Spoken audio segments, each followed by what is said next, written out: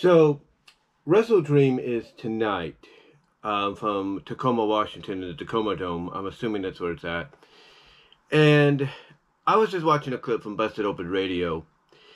And they basically said that essentially, I think it's the host of the Busted Open, I think Dave Lagana, whatever his name is.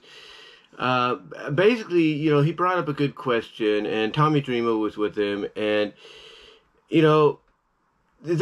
I do agree that this has to be the pay-per-view that, becomes very significant for AEW going forward. Mainly due to the fact that, due to the fact that the momentum has gone, it's gone down so quickly. I mean, yes, they have some positive news coming away have come the way, I should say, with the media rights deal and everything, and the fact that they're going to have their shows simulcast on Max, possibility of the library going over there, and then the mixed reaction of the discounted rate for the pay-per-views on there. It's like, you got all this great news to go along, with your company and the momentum you're trying to build, but that momentum is, slowly decreasing again. And the fact that they did not have a good night head-to-head with NXT, which a lot of people have touted, whether they're just trollish, wrestling marks out there that just like to troll and say things that basically sound stupid, like, oh, see this, see that, and it's like, oh, come on. I mean, I did a video on here basically saying, how do you believe any of what these trolls say? They're just doing it for fun because they want to show people how they look or how they sound. Anyway,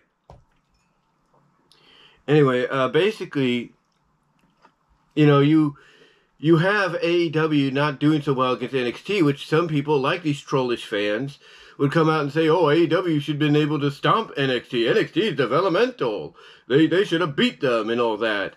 Or some diehards, some AEW diehards, that favor All Elite Wrestling over World Wrestling Entertainment, they would say, oh, well, it's mainly because NXT had main stars like Bianca Belair and Jade Cargill and Randy Orton, and and that episode doesn't count. And oh, they had a title change with Tony D'Angelo beating Obafemi, the Thanos, as people proclaim him, of WWE or NXT, for the North American title. That's the only reason they won over AEW. And and AEW was misplaced off the regular night because of the playoffs, and the playoffs also going on that night. That was the reason too.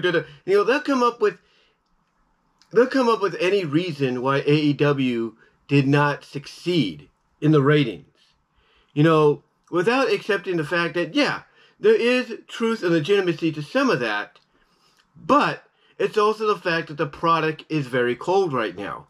You have little glimpses here and there of it potentially going in a direction it needs to go in. You have the possibility of Shane McMahon showing up tonight.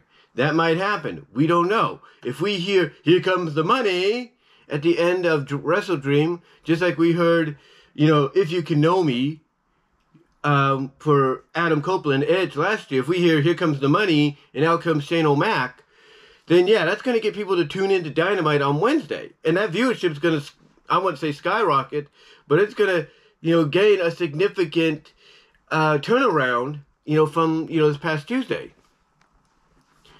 And, and that's why tonight, as, Dave Lagana and Tommy Dreamer put it, is very significant for them. It's very significant for them because, the card itself, the thumbnail is going to be, or the card, I should say, is going to be the thumbnail, if I can find a picture of it. The card itself is nothing to really write home about.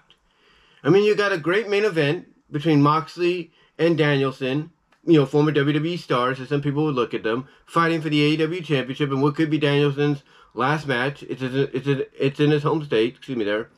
You got a three-way dance between Takeshita, Ospreay, and Ricochet for the International Championship, which would be, a really good match, especially for the fans of the Flippy Doos, as they call them. You got a possible, a title change, a dream come true title change match between Private Party and the Young Bucks.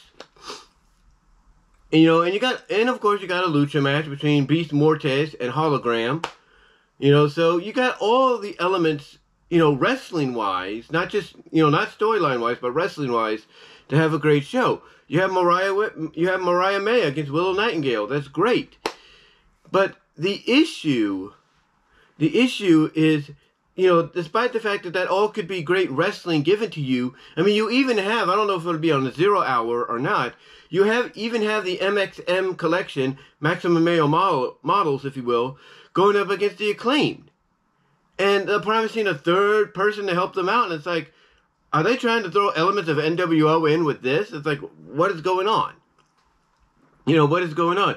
It's like, wrestling-wise, that might be good. Entertaining-wise, it might be good. But the storyline element, it's not there. It's mostly a more wrestling-based card, and it's not a good one. It's not a good one. Now, some might say, well, last year's WrestleDream wasn't good either, and that's true. It may have not been good, but still, it had some stories going into it. It had some stories going into it and coming out of it. There's no denying that. But here, when you compare the two, this is more like, I think JD from NY206 said it best, this is more of a collision, on pay-per-view. This is more like AEW, presenting Collision on pay-per-view than a WrestleDream pay-per-view. An event that is worthy of the name WrestleDream. Excuse me there. And I don't think you can blame JD, for feeling that way. Because it does. It does feel like it's a Collision or a Dynamite or a 2-hour edition of Rampage being presented as a pay-per-view. What sense does that really make in the grand scheme of things if you're trying to prove that you're still the alternative, you're the best wrestle, and that you're better than the competition? How does that prove anything if you're just going to have people spend $49.99, if you will, on a Collision, on basically a hyped up version of Collision? It doesn't make sense, if you know what I mean. It doesn't make sense whatsoever. I mean, this to me is more like an extended version of all those shows, if not an extended pay-per-view version, hyped up pay-per-view version of Battle of the Belts. That's all it really is. And, they wonder why they are so cold, and people wonder why AEW is so cold right now. It's like, when you present stuff like this, yeah, again, wrestling-wise, it'll be a great show, but you need something in this show, within it, spewed throughout the show, that's going to get people talking about AEW and wanting to tune in to Dynamite on Wednesday, if not want to try to look at the replay later on of the event itself, to see exactly what people were alluding to outside of what will be revealed if it does happen. So Tony definitely needs to not just make WrestleDream all about we're the best wrestle and make it basically a hyped up version of Battle of the Belts or Collision. He needs to make this tonight a pay-per-view worthy of the name WrestleDream. He needs to basically take his talent, or have people take their talents behind the scenes and say, guys, make your matches story-worthy. Tell stories in your matches. Get people talking, because we're going to have certain things intersliced throughout that's going to get people talking. Hopefully they do that. We don't know if they will, but hopefully they do that. And Tony, here's the thing. Tony, he needs to not. Tony, he does not need to go the Vince McMahon route, as some people are saying, because apparently, according to reports, legitimate reports, they're doing week by week. Week by week does not work. It does not. Even if you're a company, even if you're a company that, is not on the road as much as WWE, allows your talents to take independent, if not international dates, with other promotions, really, you are not WWE.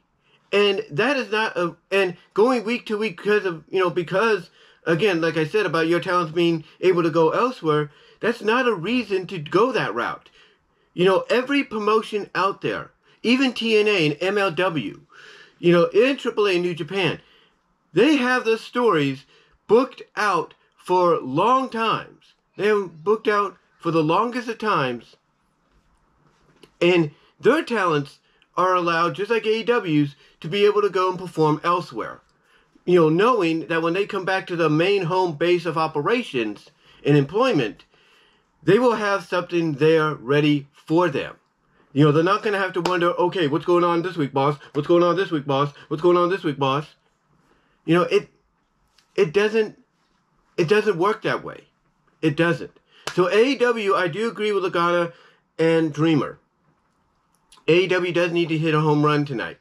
They need to hit it out of the park. They need to do stuff tonight to where the matches aren't just great wrestling, but the matches are also story-driven.